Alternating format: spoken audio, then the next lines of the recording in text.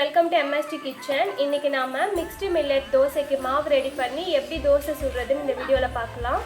அதுக்கு நான் இன்னைக்கு வந்து திணை வரகு எடுத்துர்க்கேன். இந்த மாதிரி ஒரு கப் டம்ளர்ல நான் 2 கப் திணை அரிசி எடுத்துர்க்கேன். அளவு வரகு எடுத்துக்கறேன்.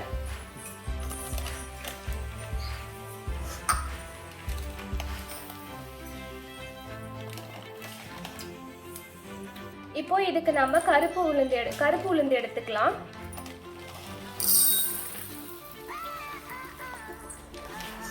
இப்போ வந்து நான் இதில் 4 டம்ளர் அளவுக்கு திணையும் வரகும் எடுத்துருக்கேன்.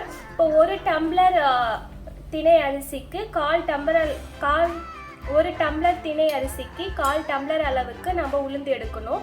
இப்போ நான் இதில் 4 எடுத்ததுனால 1 டம்ளர் அளவுக்கு கருப்பு உளுந்து எடுத்திருக்கேன். இதை நம்ம நல்லா வாஷ் பண்ணிட்டு ஒரு 4 hours ஊற வெச்சா போதும்.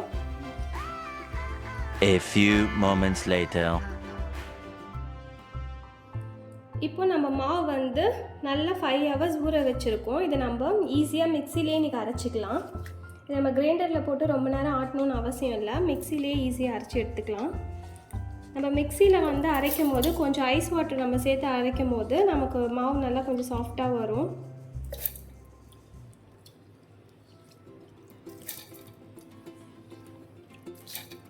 இதை நம்ம அரைச்சிட்டு பார்க்கலாம்.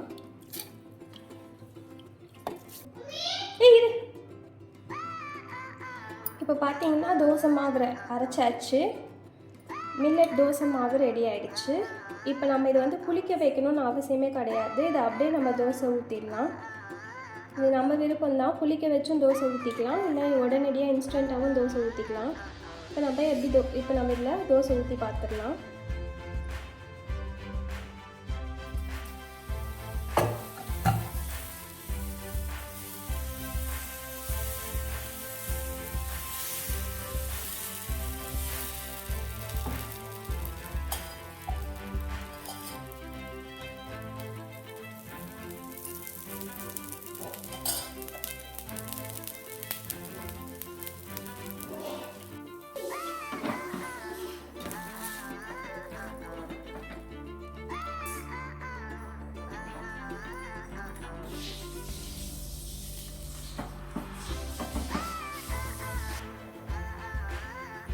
இன்றைக்கி ரொம்ப ஈஸியாக மில்லட் தோசையை மிக்சிலே எப்படி அரைக்கிறதுன்னு பார்த்தோம்.